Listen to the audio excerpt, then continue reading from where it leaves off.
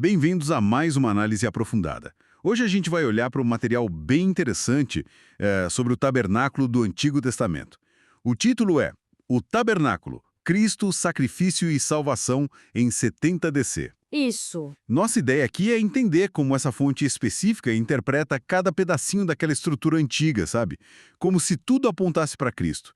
E tem um ponto bem particular sobre os eventos de 70 DC, a destruição de Jerusalém, Exato. como um cumprimento-chave. Parece que tem bastante coisa para a gente conversar aqui. Sem dúvida. O material que a gente está vendo, ele não trata o tabernáculo só como um objeto histórico, né? Mas como uma representação física, assim, de verdades espirituais bem profundas. Uma tipologia, então? Exatamente, uma tipologia forte. A ideia é que cada detalhe ali seria um tipo, um símbolo, né, que aponta para uma realidade futura, que se cumpriria depois em Cristo e na nova aliança. Legal.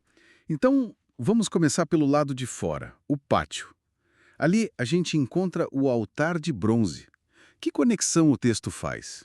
Olha, o altar de bronze, bom, era onde os animais eram sacrificados pelos pecados, né? O material liga isso direto, por exemplo, com João 1:29. Eis o Cordeiro de Deus. Isso, que tira o pecado do mundo.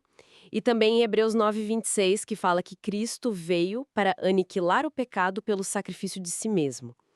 Então, para o autor, o altar é tipo uma figura bem clara da cruz, do sacrifício final de Cristo. Entendi. E do lado tinha a bacia de bronze, para a purificação dos sacerdotes. Como isso se encaixa? Bom, a fonte interpreta isso como símbolo da purificação espiritual que Cristo oferece. Cita Efésios 5:26, sabe?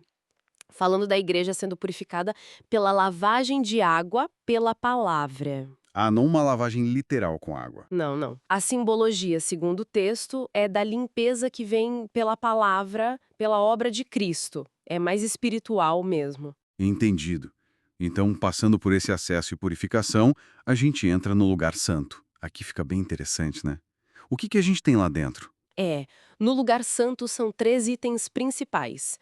Primeiro, o candelabro de ouro, a menorá, aquela que dava a luz o tempo todo. Sim, A fonte liga isso a Cristo como a luz do mundo, lá em João 8:12.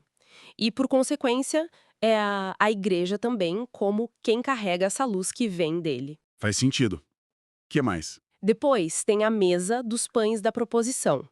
Eram 12 pães, né, simbolizando o sustento de Deus para as 12 tribos. A conexão que fazem é com João 6:35. Eu sou o pão da vida. Exatamente. Cristo como o nosso alimento espiritual, né, aquele que nos sustenta. E por último, ali no lugar santo, o altar de incenso. Ah, o incenso subindo, representando as orações. Isso, o aroma subindo simbolizava as orações. E a fonte conecta isso com a intercessão de Cristo. Aquela ideia de Hebreus 7:25, que ele vive sempre para interceder por eles. Entendi. Então, o lugar santo, nessa leitura, seria sobre a nossa comunhão com Deus através de Cristo. Luz, sustento, intercessão. Perfeito. Tudo isso se cumprindo nele, segundo essa interpretação. E aí, indo mais fundo ainda, chegamos no Santo dos Santos, o lugar mais reservado, com a Arca da Aliança, onde a presença de Deus habitava, separado pelo véu. Exatamente, o Santo dos Santos era o ponto máximo ali. E o destaque que a fonte dá é para o que acontece em Mateus 27:51. O véu do templo se rasgando. Isso, de cima a baixo, bem na hora da morte de Cristo. A interpretação do material é que isso simboliza o fim da separação. Acabou a barreira.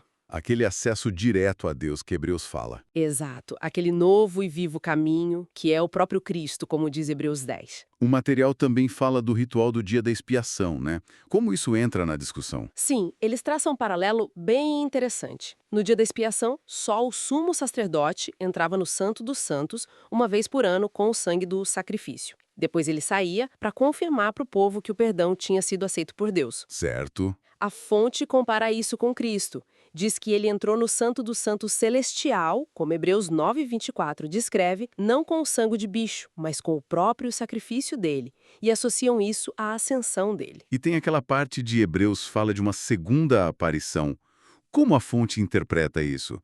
Porque geralmente se pensa na volta dele, né? Pois é, aqui a interpretação do material é bem específica e talvez diferente de outras visões.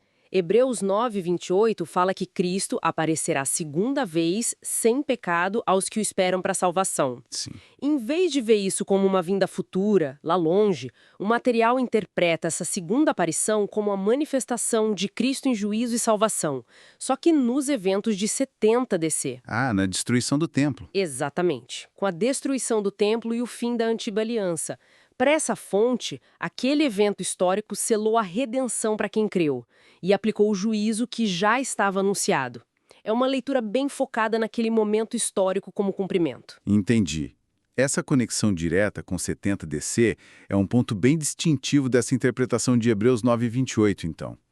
Bom, resumindo a visão desse material todo, qual seria a grande conclusão? Olha, a conclusão é que o tabernáculo, com tudo que tinha lá dentro, os rituais, tudo isso era sombra, era tipo um trailer. E Cristo é a realidade, é o filme completo para qual tudo apontava. O sacrifício dele foi o definitivo. O véu rasgou, o acesso está aberto. Isso.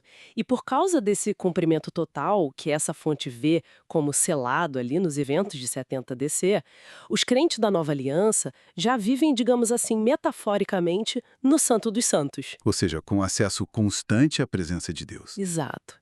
Sem precisar mais de um lugar físico específico ou de rituais intermediários. A nova aliança estaria plenamente estabelecida, nesse sentido. Isso deixa a gente com uma reflexão interessante, né? Se essa interpretação estiver correta, sobre esse cumprimento já ter acontecido dessa forma tão definitiva em 70 depois de Cristo, o que significaria na prática viver consciente dessa presença divina sempre acessível? Como seria essa vida no Santo dos Santos hoje? Fica aí para a gente pensar.